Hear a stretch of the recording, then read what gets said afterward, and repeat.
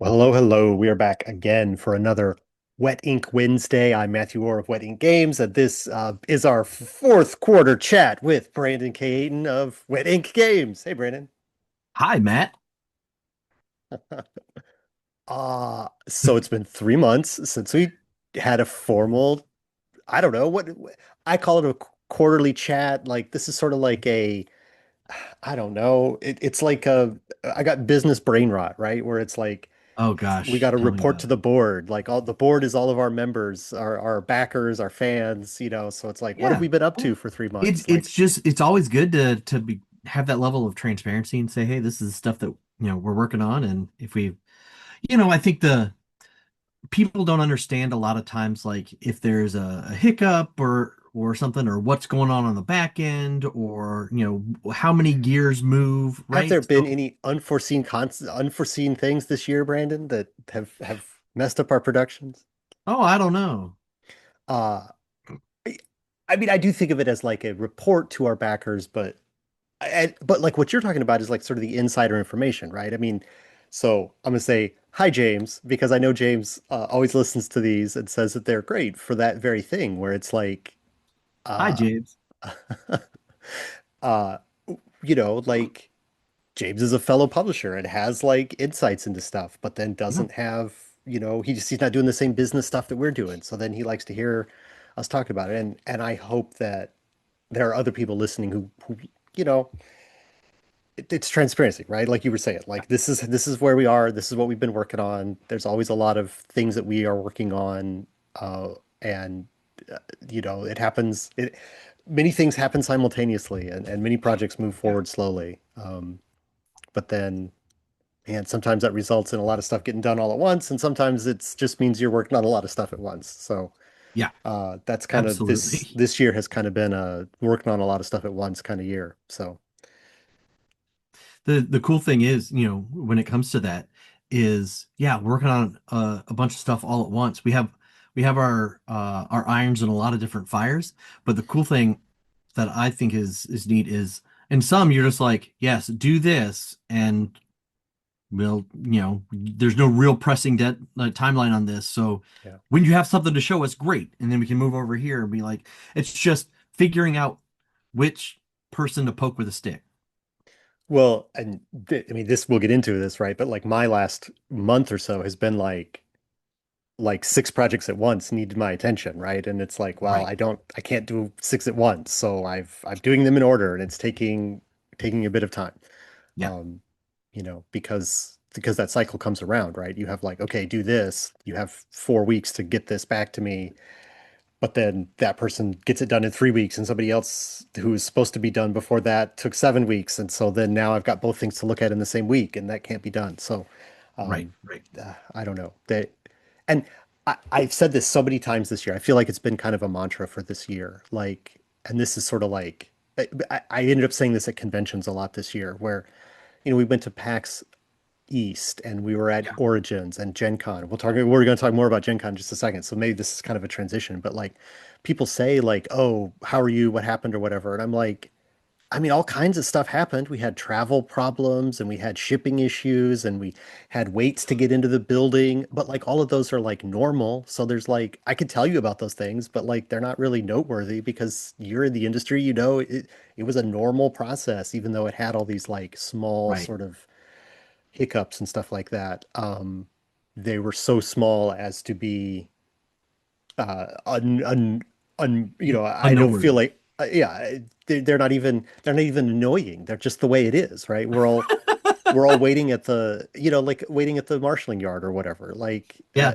it's just like that's what it is. If you I do like this, when, that's like, at Origins, for example, like when I go and wait at the marshaling yard to go get picked up, like everyone just gets out of their car, they go and they stand under the shade yeah, in the yeah. street. And so, like, I don't know, I've had some great conversations with Well, some really awesome publishers just sitting waiting for our number to get called. well, we were done early. Like we both went. I hadn't been to the Origins Yeah. wait before. Yeah. So like I got to do that and yeah, like hanging out with Brian Colin and Sarah Dollinger was there and like we talked Yep. to Chris Tatum from Lurking Fears, all in the parking lot waiting for Origins to be allowed to leave Origins, you know. Yeah, be Um, allowed to leave. well, I mean, you could leave, but you'd leave your stuff. You'd be Yeah, allowed to well, come get your stuff, and then you could leave. But anyway, it's so anyway, that is like I feel that way about this year, right? Where it's yeah, like what I was just talking about like somebody's gotten their stuff done early, and somebody else has gotten their stuff done late. So then I'm looking at two things at once, which means I don't, and one thing gets prioritized. And again, that's like so mundane, and just the way things are is to not even really be worth mentioning. yeah. That's kind of how I feel about it this year. So It's just it's shuffling the pile, right? yeah. Like so. Yeah, Anyway, I but mentioned I think cons. that's Well, what do you? no, I think that's valid. I think not only our friends in the publishing industry that we've talked to, but even a lot of our backers and supporters, talking at conventions, talking at Gen Con, um, it's been a wild ride of a year already for a lot of people for a lot of different reasons, right? Yeah, Some for people are out of sure. work, and some people can't game as much as they used to, or some people are, have to be really, really cautious with their discretionary spending. So like there's a lot of stuff going on, and we're not the only And that's ones just having within the to gaming sort space. that pile. Everyone has their own pile that they're sorting. Absolutely. Yeah. Yeah. But Yeah. hey, we make games. We uh we have and will continue to make games. So I don't know, like let's see. We talked last in July, early July. Yeah. So I don't know if there was anything in July of note, but obviously the beginning of August, that's when Gen Con is. So we went to Gen Con. I don't think you Yeah. and I have really talked about Gen Con. Really. I mean, we talked about Oh, a little bit at the time. You know, right. had an Any But nomination.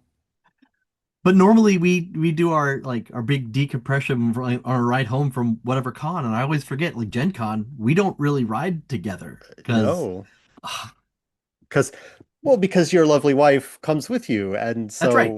so that's the seat that I'm usually in. Is so at Gen Con, she's in that seat, Right. um, which is fine. I don't mind It's that at fine. all. It's fine. I got a ride with Jonathan Myrie back from Gen Con, and he and I broke down the con in the same way that you and I usually do. We did the Yeah. same sort of. I introduced him to that that simple breakdown process, Yeah. highlight and well the three questions, right?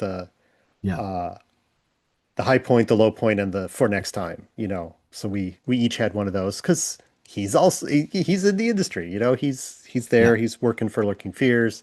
He's got his own company he works for, which I forget the name of, but like they sell foam swords and armor and stuff to people. Yeah. Um, so and he's a publisher too. He's like got a tiny little publisher. I think it's Midgard. Midgard Press is what he calls it.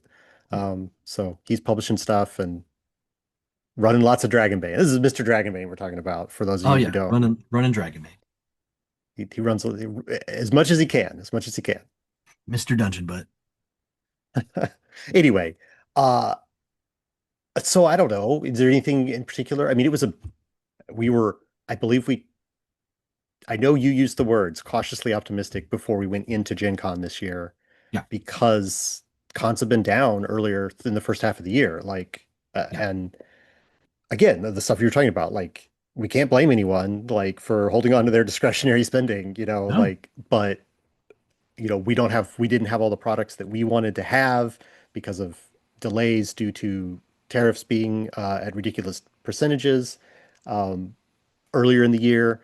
Yeah. And people didn't have the discretionary funding. And then so like going into Gen Con, which is a huge expense to go to Gen Con, it's not getting any cheaper. It's not getting any smaller. Nope. And it's so there, it was uncertain, but for us anyway, it was a good show, in terms of Yeah. like It was a very good show. And well attended. We had a little bit of our new product for sale and it sold. We had, lots of people telling us I love your stuff. Lots of people coming back from previous years. Like, I got Yep. home last year. I want the expansions this year, that kind of stuff. I think it was in that respect affirming of what we're doing as a company to have the people telling us that they like our stuff and want more of it, both in a verbal Yeah. way and also in a like they opened up their wallets and gave us money kind of way. Like they're Right. communicating that they want the things that we're doing, which is And I great. think we, you mentioned Garbage of Glory, which, having Sam Brick, the artist, Hmm. there was awesome because people got to talk with him and, look at some of his other art and some of his other personal projects, which are all great. Sam's one of the nicest guys ever. I mean, you guys may hear us say this regularly, but, you know, the artists that we work with are really cool people. If if they weren't, we probably wouldn't be working with them. Yeah, yeah, Um, yeah. but yeah, Sam was great. We had a few t-shirts because we've Oh, never that's really had t-shirts for sale before. We've kind of had some, but right. there's never been the intent. We just had some Right, right. extras that we printed. With these, we actually had with the intent to sell them, and they did great. Yeah. They were awesome. There were three shirts for Garbage and Glory. We may do some additional designs coming up in the near future, which may be its own little crowdfunding rather than doing things that we did previously. We don't know. We'll have to see what those designs look like. I know Sam has doodled a few of them already. Um, but that would be really cool to see that one go through. I think Gen Con itself, we had a bunch of the stuff. Like nothing was like this was the product that was gangbusters. Like last year, Hmm. home, we could not Yeah, yeah. get home in people's hands fast enough, right? Yeah. Everything sold a little bit. So like we had a whole bunch of product there. Home was being sold. All the Never Going Home books were being sold. Herd, Garbage and Glory, Heckin' Good Doggos. So everything was moving, and I loved that, Hmm. um, because it showed that there was interest across all of the product lines and all of the stuff that we do. Well, I mean, that's kind of like been our, for the last couple of years, that's kind of been like our MO is to like, there is something here on our table for any gamer For is any kind of game. like what we've been trying to get to. And I think that kind of goes with what you just said there, where, yeah, everything was selling, even our oldest stuff. Yeah. So we sold a copy of Wild Skies, or two. And So, and and I think the some of the things I loved was like when we had people who would come and they would buy Herd, and because we had some preview copies of Herd, they would buy Herd, and then the next day they would come back and be like, "Hey, I had a question about this, and this." I'm like, mhm, "Yeah, let's do it." And some of these things, like I was like, "That's a really good question. Let me see how the designer would want that organized." And like Sam, the designer, was at Gen Con, yeah. so I would talk to her, and they would come back later, and I'd be like, "Yep, this is what Sam said, right?"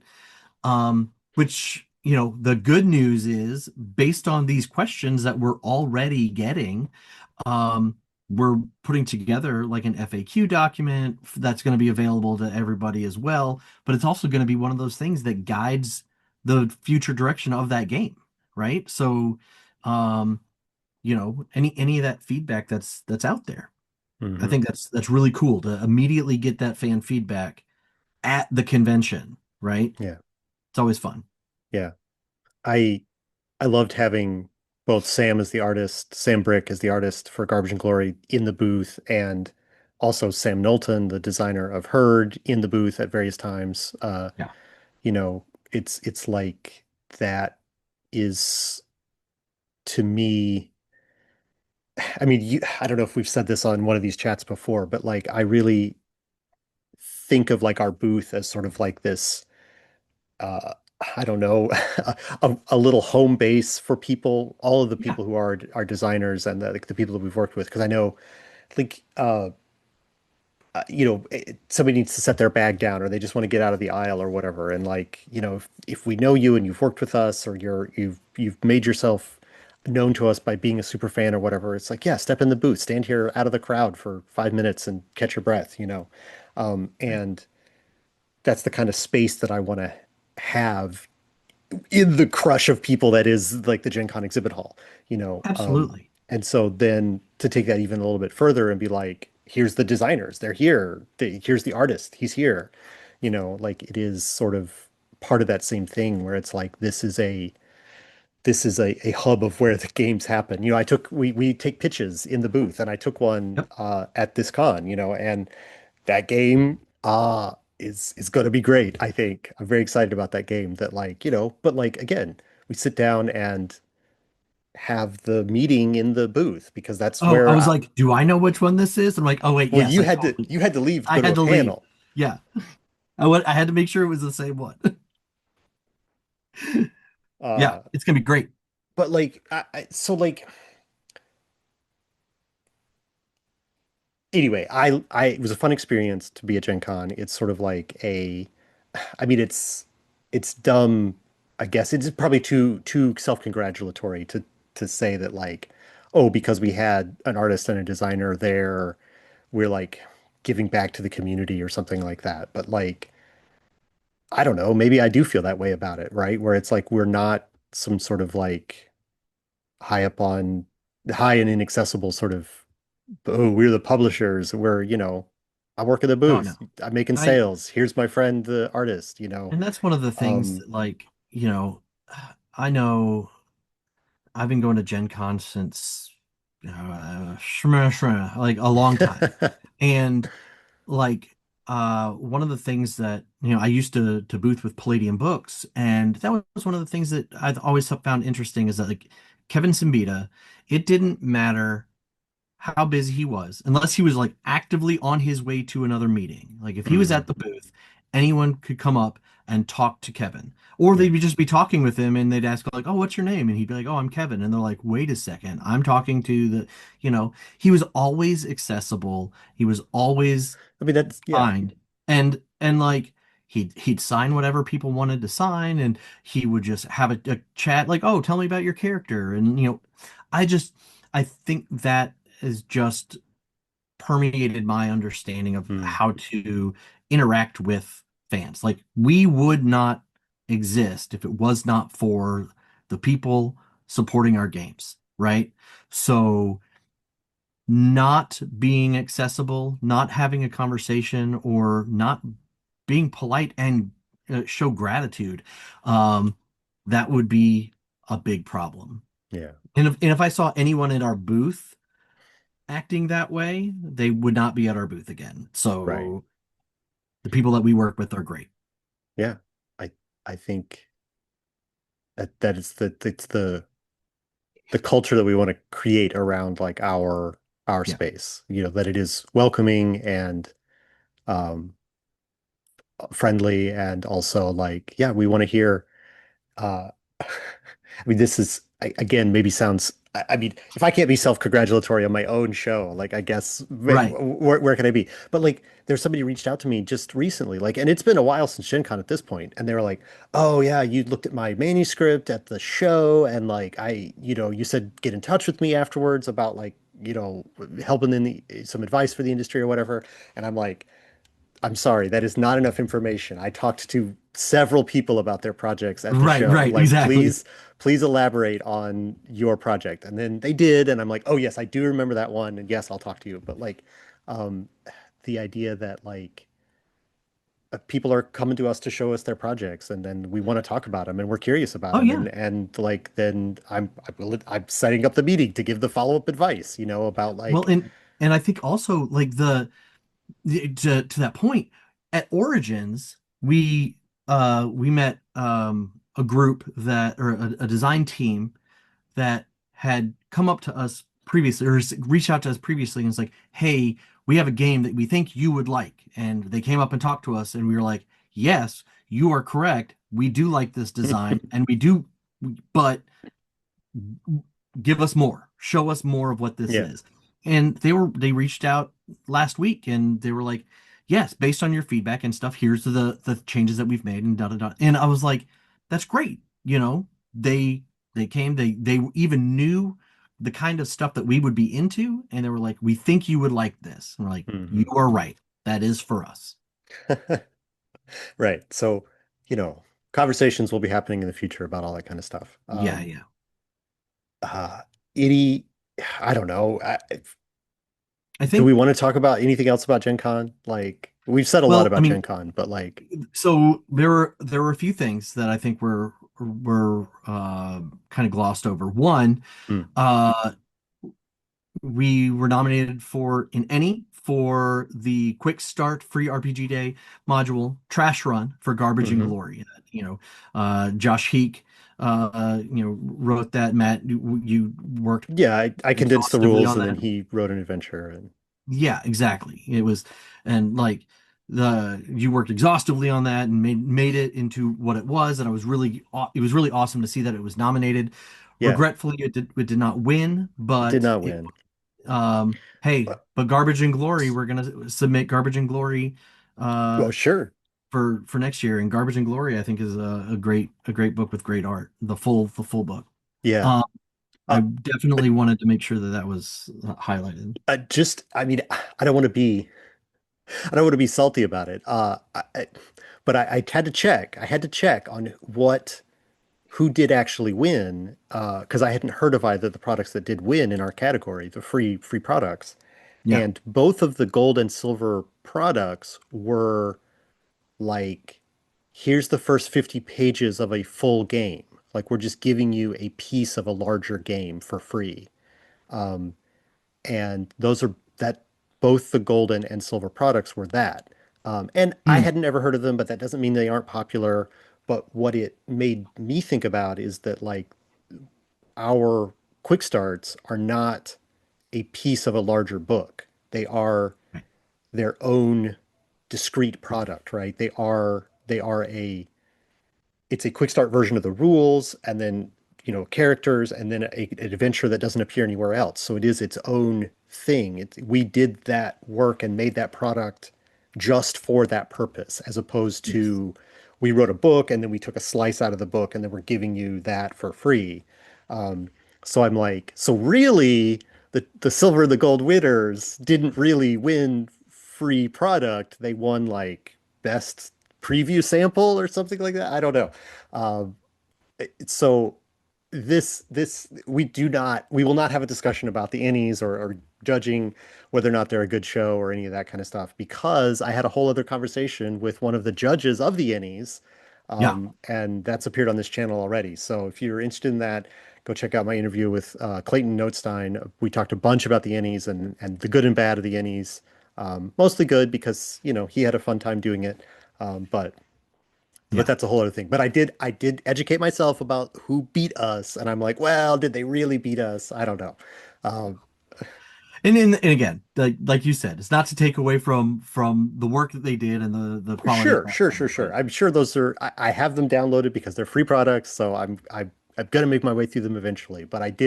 I just as like I listen to an Oscars watch type show sometimes, and they talk about category fraud, and so I'm like, ooh, this is category fraud. These are not free products. These are like as a discrete, but maybe it's actually a lesson to us that like we shouldn't try so hard or whatever, like because our competition is just offering up a sample of other work that they're doing.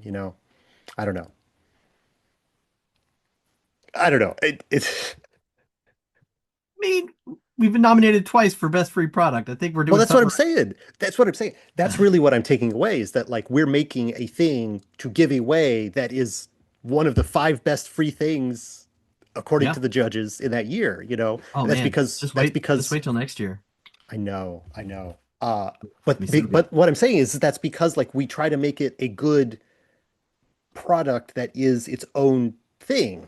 It Right. it, it isn't its quality doesn't come from it being part of a larger whole, although both of them are quick start versions of other full games. But like again, it's a discrete product. And I just Yeah. noticed it. I wanted to mention it. Yeah. Um, I don't know that it has much import one way or the other, but it is interesting. It was interesting to me to see Right. that yeah, we put a lot of work into those free products and they are being recognized. And yeah, we've got another in 2026, we'll be participating in Free RPG Day again. And so. That's right.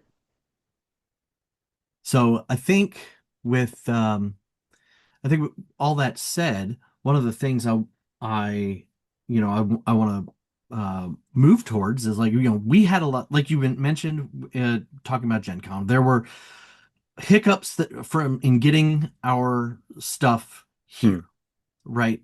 Like our free RPG Day product that was supposed to be for this year is actually going to be the free RPG Day product next year from us.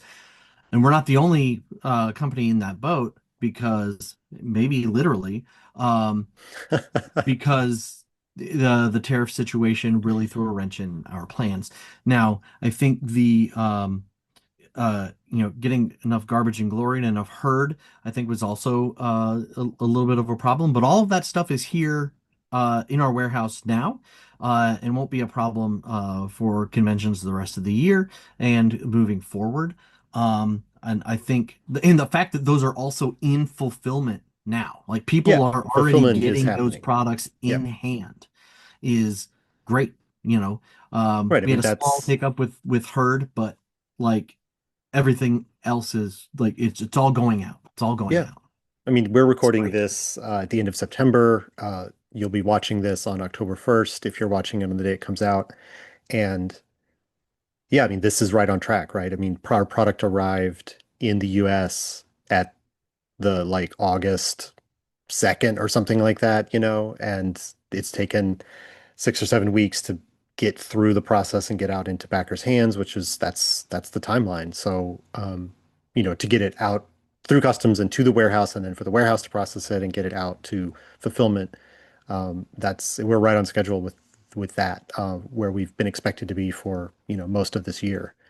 So yeah, it feels great to have that out. And I got a message this morning from someone who was like, I just got my copy. I want to run it tonight. That's awesome. Where's the character sheets that I can download? And Oh, they'll funny you should ask. They'll be uploaded on Drive Through RPG in about an hour. yeah, well, that didn't help this person who was sending me the message this morning. I But know, I know. by the time you viewers are viewing this, you can get them up there too. That's Uh, right. we've got some other because we've kind of moved to talk about fulfillment now. I do want to talk about some other stuff about Garbage and Glory. I've been recording some episodes. We're going to do some actual play episodes, some sort of, we're not partnering with anyone this time. This is a Wet Ink Games actual play. Brandon and has been in some of the episodes already. And I'm sorry. You mean effluvia? yes, Effluvia, of the Wailing Wind, of No, the she's the Waste Wind, wielder of the waste wind. wielder of the Waste Wind. Yeah, Effluvia Two Bits. Effluvia That's her two name. bits. So those videos are being recorded. They will be an actual play on this very YouTube channel where you're watching this video. Um, it's some Garbage and Glory stuff. It's definitely it's a different set of skills to record an actual play with any kind of quality. Looking at the Crit Awards happened, I think, since the last time we uh, saw each other, or that we were having one of these chats, I think. Right. But like the skill and talent of the people who are working at that high level, right, to like win Oh awards man. for streaming, right? Those are people who are they know a lot more about me. I've never actually made an actual play before. I've shown up to other people's channels where they've done the work and I've run an actual play, but I've Right. never had to like organize the back end before. And it is a whole other skill set. And I think I think when you watch these episodes, when they finally get out there, you'll see a learning curve in process. But we are recording that, and hopefully in October we'll be able to release those episodes of this actual play that we've been working on for as like a little bit of a teach me how to play it kind of thing for Garbage and Glory, right? So Right. Right. And I think that that'll be really, really helpful. Seeing how kind of how we play it and how we just cause mischief around our neighborhoods. I have one more thing to say about Garbage and Glory briefly, and that is that the stretch goal collection is currently has been laid out, and the laid out version has been examined for errors, and then those errors have been corrected, and now it needs to be re-examined. Again, this is the sort of like this Yeah, is the this is the back and editing forth process. process. This is just the process, right? And so that is where we are with that. So by the time this video is up, I don't know that we'll be through that process yet, but that whole stretch goal collection and that because we had a successful crowdfunding campaign, like that stretch goal collection is nearly as big as the core book for Garbage and Glory. Yeah. So that will be a digitally to all backers, and then we'll be putting it up on the drive through as well, and that'll be out there. I would imagine sometime in October is when we'll get that done. Oh yeah. I So there'll can't be imagine it be, much further than yeah. this video being released. So Right. It just takes, it's one of those, will it get under a paper or will it be on top? that's right. That's right. When I get to that, it's when will I have time to review that and then make sure it's good and then we'll get it out there. So there's even more content coming soon. We wanted to have it done at exactly the same time that fulfillment started, but you know, there's always a lot of balls in the air and it isn't quite there yet, but it is nearly there. So be looking out for that for backers. And if you weren't specifically a backer, then it should be available to get on Drive Through RPG at the same time. You know, Yeah. do you have anything else to say about fulfillment for Garbage and Glory or Garbage and Glory in general? Well, so I mean, I think for both Herd and Garbage and Glory, Garbage and Glory is had was probably had the most individual orders and since like Never Going Home, right? Mhm. Or the Never Going Home products. And so our warehouse is going through them. Most the fact that there's only like three items that are being able to be you know picked and packed, Right. We got a right? book, we got Uh, cards, we got dice. That's it. Exactly, and is good, and it makes those things go pretty quickly. So that's good to see. You'll be able or you'll start seeing that in stores very soon. And I'll hit on that in a second. And then we also with Herd, like there was the same thing. You only had four SKUs in that entire thing, four items, and but one of those was like the playmat, and even though we had a barcode for the playmat, we had a UPC. It was not shipped with a UPC on the wrapper, so that means our warehouse had to print off a whole bunch and put a bunch of those SKUs on there just for inventory management, which again, that just takes a little bit of time. So those orders that have that playmat, by the time this comes out, they should all probably be out at least in the mail and on the way. Um, so from I guess a large scale fulfillment, um, this one has gone swimmingly compared to Hmm. previous fulfillments. Um, and it's building up a rapport and relationship with the warehouse that we have, and the fact that now they are uh, getting used to the kind of, I guess, workflow and processes of gamers. I mean, I think it's good. Um, and I think, like I had mentioned, we are working now with Quartermaster Direct, who again works with a bunch of other distributors. So yeah, starting in Q4 and beyond, if you go into your local store and you say, "Hey, I want to get a Wedding Games product," uh, they should be able to order it through a distributor or directly from Quartermaster, as part of their normal requests. Um, every month we're getting more and more stuff in. We started with Herd and we started with Garbage and Glory, and then switching to Zero Day War, Never Going Home, Into the Weird and Wild.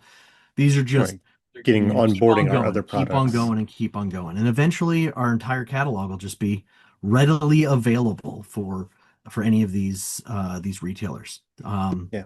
It was a long time coming, but we're at that point where it just we can't just do it all ourselves anymore. Yeah. I mean, we've we've been at that point for a while, but it's like, who's the who's the person who's going to be doing it, you know? Right, right. Um, and I think that I'll mention just briefly that we've been talking about website updates for a while, and Yep. that is another thing that is actively in progress. Getting a retail portal, uh, you know, and it's all, I mean, in theory, it's going to all be integrated in the back end the same way, right? So you can order through the wetinkgames.com and it'll come to you, from the warehouse, the same as if you Yep. ordered it as part of a fulfillment push. So, Basically, you put in your order, hey, just like every other website, I want a copy of Never Going Home. Then it creates in the back end an order in the ordering system of the warehouse. Someone picks it, sends it. Like right. that's the dream. We It's like don't we're ever a have to real, look at it. I mean, that's the dream, right? To be like, quote unquote, a real business in that way. We have products for sale and you can order them.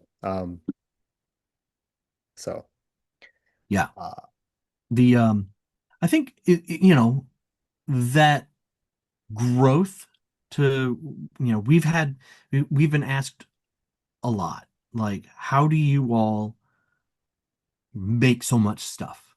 And the answer is we just keep going. We just keep making stuff. And now we're working with some excellent designers, excellent writers, excellent artists, and it's just the kind of stuff that's coming out, especially over the next year, it's just going to be absolute bangers. yeah, I'm real excited for all of the stuff that we have been working on. And these names are names that like we've been talking about Precious Things for like 2 years, and we've been talking about Beach Episode for like a year and a half, and we've been talking about, um, uh, you know, Fast Cars and Family. Like all of these have great design teams, and they're all still working at their own pace. I mean, almost no one does game design as like a full-time job. They Right. are fitting this work in for these games in around their lives, and that just is the way it is. And so a lot of these, sometimes they take a while to get this done.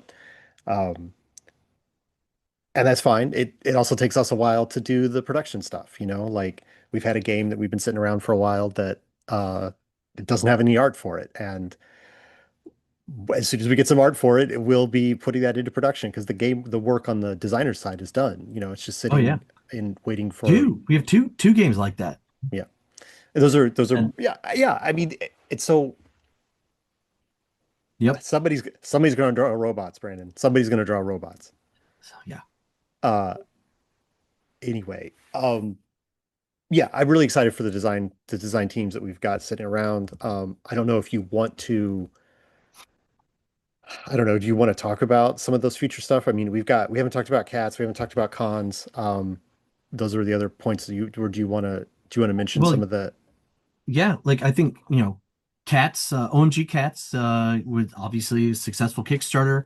The art, a lot of the art has been coming in. Mike Muma has been just cranking out pictures of cats. He's working on all the cats in the cat deck now. Um, the writing teams have done some excellent work and yeah, put together a really cool game. And then, really it's going through editing and layout, and then that will basically be ready. right. It's about ready to go to editing. I've got a little bit of polish work to do on the manuscripts, but they're Yeah. both manuscripts for the game and for the adventure collection are essentially complete. There's a few tweaks that need to be applied, and um, then those will be off to the copy editor to make sure there's no stupid spelling errors. As eliminate as many of those as can be. And then yeah, then those will go to the next step of production, which is layout and stuff like that. So Yep. uh, we yeah, And so Precious Things, like you had mentioned that, you mhm, know, that's one that the writing is basically done. It's, right. an art has started to come in, and once we actually see that, you'll see a a Kickstarter for that project in the future.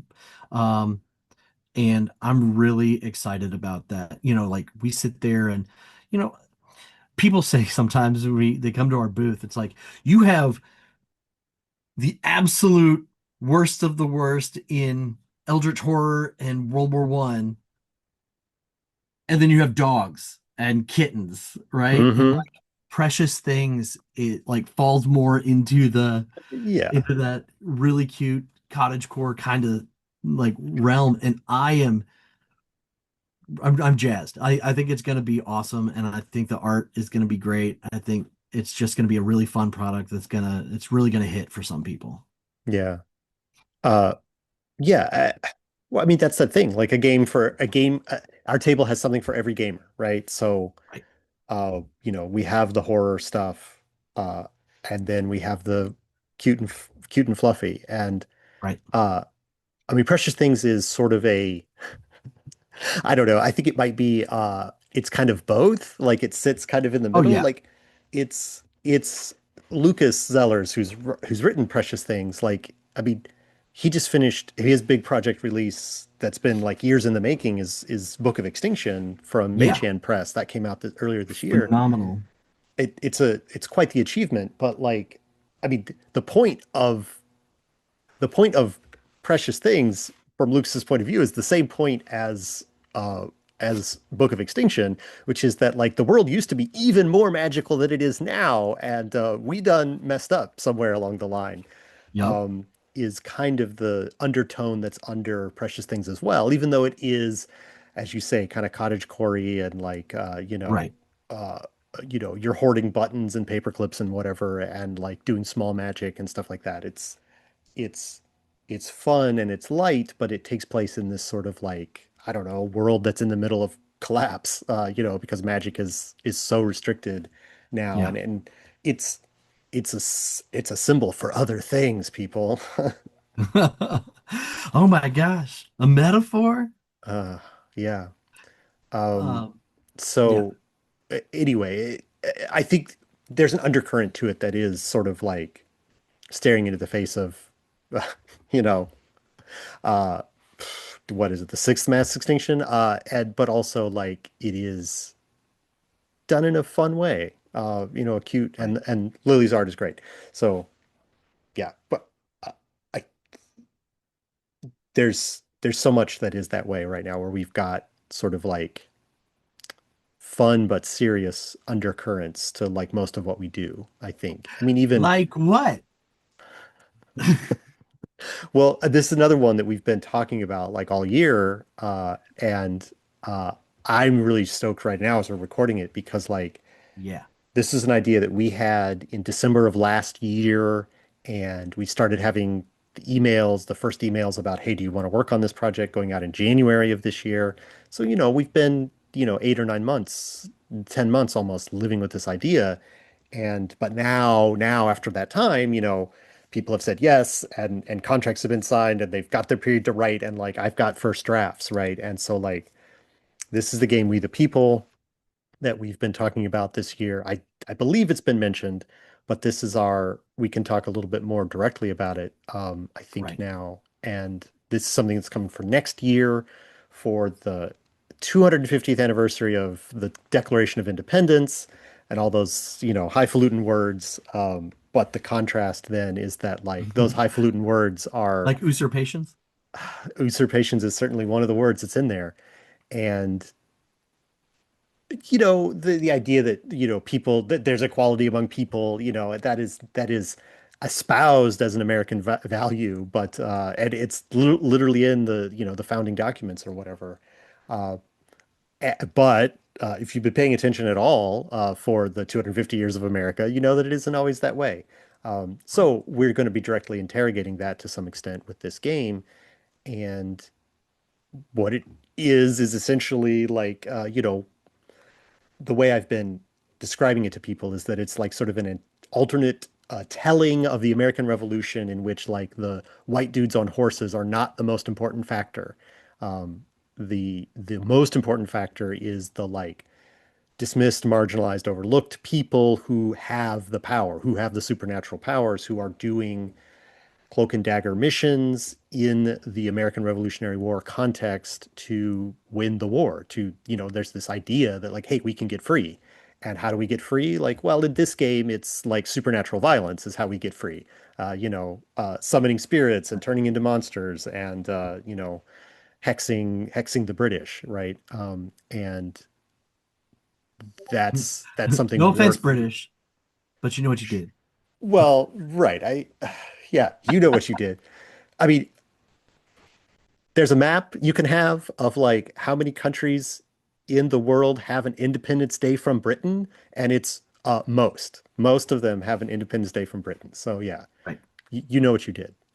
Um, so yeah, I mean, this game is in process, and I'm excited to see the first drafts, the rules for the Magic, and there's sort of a new system.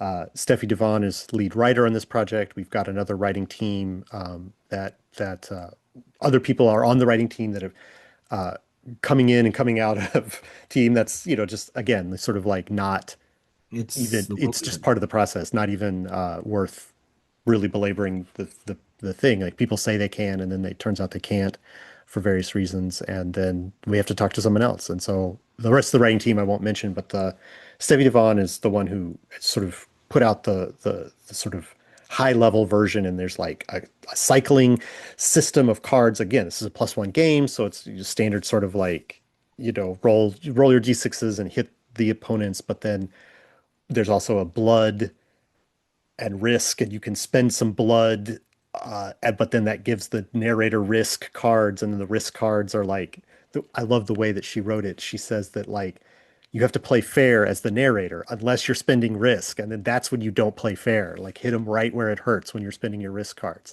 Right. And I love that kind of thinking about it, and so the idea that it's supposed to be a heroic game of this sort of supernatural shenanigans, and you're supposed to win the small victory, right? You're supposed to get the secret information. You're supposed to escape from the soldiers. You're supposed to assassinate a particularly noxious anti-abolitionist or whatever, and Yeah.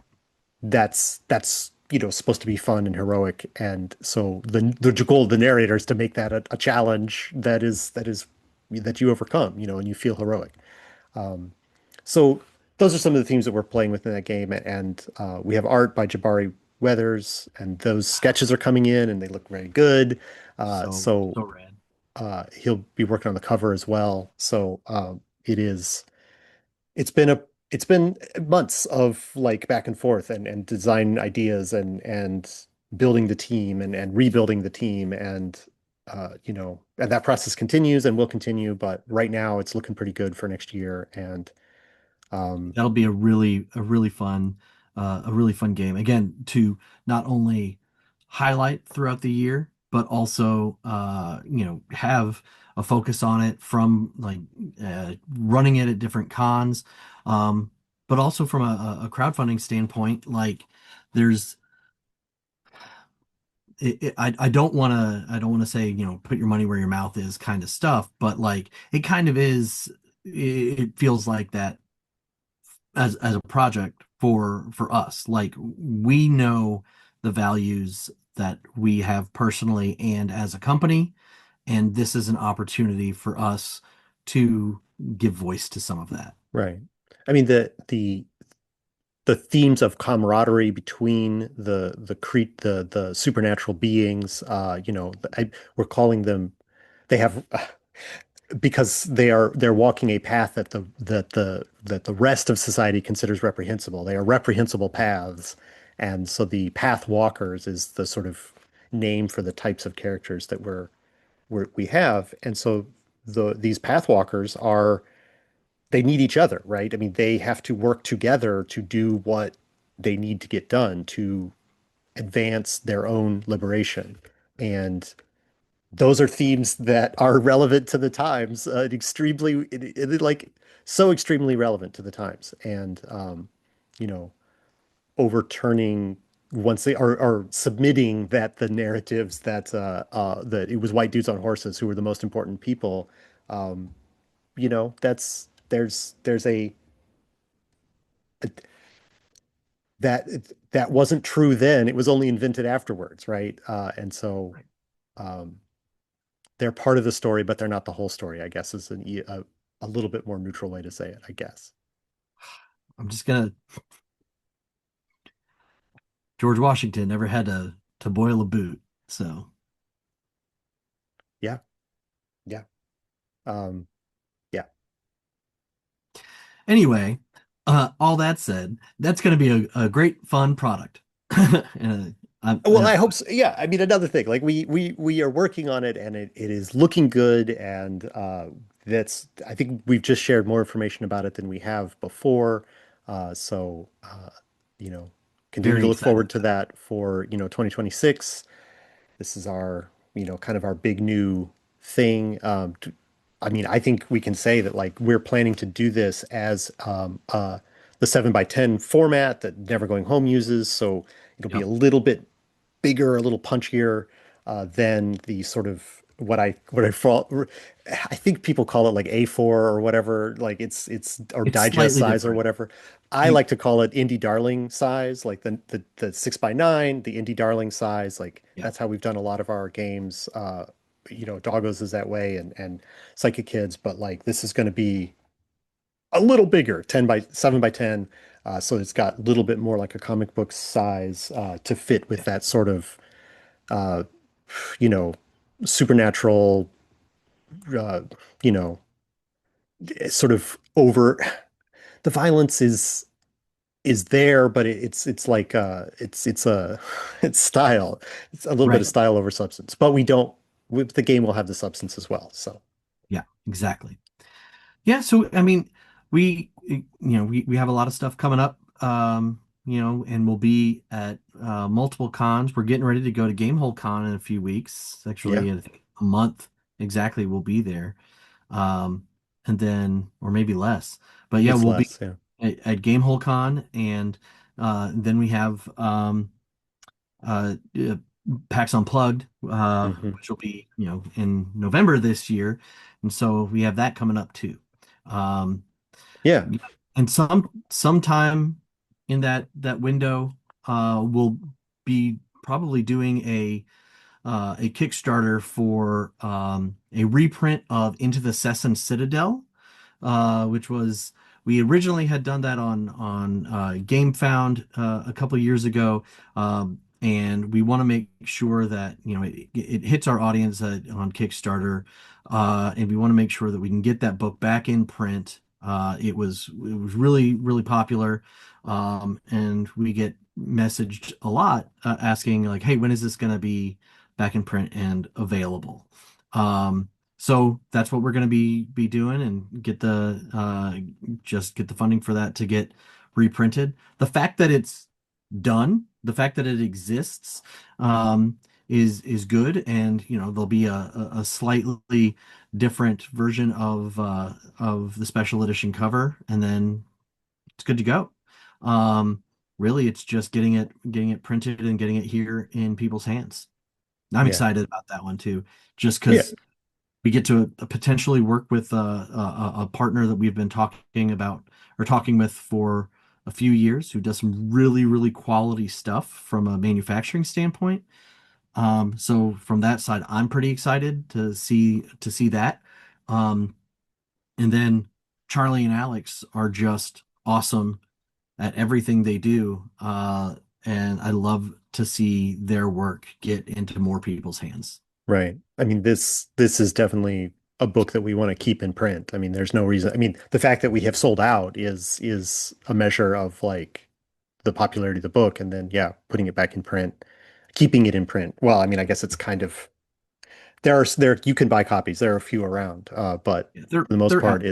it's we don't have too many more to send out to people, so we need to reprint. So Well, the fact that we're working with distributors now, we I can't know talk to the distributor about the game until we have because product to they send. can't order it. Yeah, I know So it's yeah. it's a good problem to have. We're in a good spot with that, but be on the lookout for that. If you are one of the people that's been wanting to get your hands on Into the Cess and Citadel, this is this will be your chance. and it's sort of a, you know, we get that out this year, then, you'll have time to save up for Into the Salt and Surf for next year, because that's coming before too long. Yeah, it's gonna be great. I'm excited Uh, about that one too. Yeah. right. Just is it too strong to say that they never miss? I think it might not be too strong to say that No, Charlie and I Alex I never miss. I cannot I cannot think of anything that they've done. Yeah. Like Ave Nox is absolutely fantastic, right? Like, I mean, I was just thinking about their miniature agnostic miniature rules, right? Like it use whatever miniatures you have and you want to go play your miniatures game, like or play a miniatures game with what you have. Here, do this. And I'm like, I was just thinking about that the other day. Everything they do is great. Yeah. They're In the Vast and Dark, such a strong team. I'm sorry, It's Vast in the Dark. Yeah, yeah. Such a strong team. Great to be working with them again on another book. Um, all right. Well, I I mean, have my fingers crossed for a fourth. Still, I don't think I've uncrossed my fingers for that. look, we got to get second book reprinted. We got to get the third book out. Then we'll talk about a fourth book. That's right. Uh, well, we've talked about everything that was on the list to talk about. I don't know if there's anything else that you want to say. We kind of went over the cons briefly.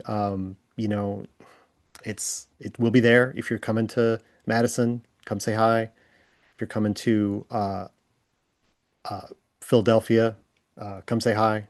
I don't think we have our booth number for Philadelphia yet. Our We do not. our number for Gamehole Con is 4255, 42/55. It's 42 on one row and 55 on the other row because we're on an end cap. So that's slightly confusing, but that's what it is. We're right in the middle of the convention hall or the exhibit hall. So come to the middle. That's where you'll find us. Yeah, I'm excited about that too. Gamehole Con is a great con. If you've never been, you should go check it out. Uh, I'm excited for that weekend. We got IGDN will be there.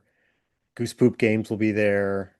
Yep. Uh, who's the other one I was thinking of? I think Imagining Games is I going to think be there. Imagining is there. I think I saw them in the list. So there's a whole slew of people that are like, I, I I'm sure Free League, DM Dave. I don't think Brian Cullen is going to be there with Creature Curation this year. I think I he's don't going know. into a different con. Yeah, Um, he and Dirty Woods are both going to be at a different con that elsewhere. weekend. Yeah. I know a lot of the Rook and Rasp folks that I know. Shout out to Rook and Rasp, an actual play channel that we've participated in a bunch. Yep. There's going to be like a Rook and Rasp meetup of it's forming. There's gonna be several people there from it. That's John Thompson and Rue Thompson, the people that run Rook and Rasp over there, and some other people that have been in games over there are going to be at Gamehole Con. So looking forward to that too. So Yeah, it's such a good one. They put last together a year, good show. Alan Barr was there for like a day. Yeah, yeah. Came over from was that when he was still in North Dakota? Is he still in I don't North know. Dakota? I don't know. I don't know where he is. It's a good show. It's a good show. And I am participating in a panel this year for the first time. That's right. Ethan Yen, who is in that area, has invited me to this panel. I'm with Ethan and I can't think of the design. It's Ahmed, but I can't remember his last name. But it's like Stuffy Games. He makes dice towers and stuff, and some does writing as well. So works with Imagining Games or has worked with Imagining Games. So at least the two of us will be on the panel, and it's another person on the panel that I don't. Uh, It's Aaron King and AJ yeah, Savity. Yeah, Aaron King is the person I don't know. But I'll get to meet them at the panel. But the other two Yeah, people I've met before, and we're going to be talking about getting physical with games. So that means like, hey, you got a game idea, you wrote a manuscript, great. How do you make it into a product? into a And tangible there's thing. there's lots of steps, and lots of different routes, and I'm sure that's what we'll be discussing. So Uh, anyway, paneling and that that panel is off site at one of the hotels across the street. So, you know, All come right. on over. There's the last time I looked, there were like 36 more seats available in the big room. So, if you want to hear Awesome. about that, there's room for you. In All like right. two I don't weeks. think I have anything else, but I mean, man, I cannot wait for our end of Q4 wrap up, and you can hear about all the cool stuff that's out there, and we'll have more concrete details to share. Maybe some actual art that we can share on the show as well. I mean, from like all the things we were talking Yeah. about today. Yeah. Yep. Uh, yeah, maybe I could paste some art into this video, talk about some of the stuff that we We could even just screen share if we needed to. Either way, it can be done. We live in the future, Matt. yeah. Well, I mean, I think that hits it up, that wraps it up. If there's nothing else to hit, I think like I said, we covered all of our topics. So that's what we've been up to, working on lots of stuff, lots of communication, lots of talking to other designers, lots of planning for the future. Um, we're going to keep doing this game thing as long as we can. So, That's right. Keep on keeping on. until the seas fill the salt mines. That's what I say. So Ah, it, that's a then good they'll one. make all our files go away when the seas fill the salt mines. But until that happens, we're going to keep on keeping on. Yep. All right. Take care, everybody.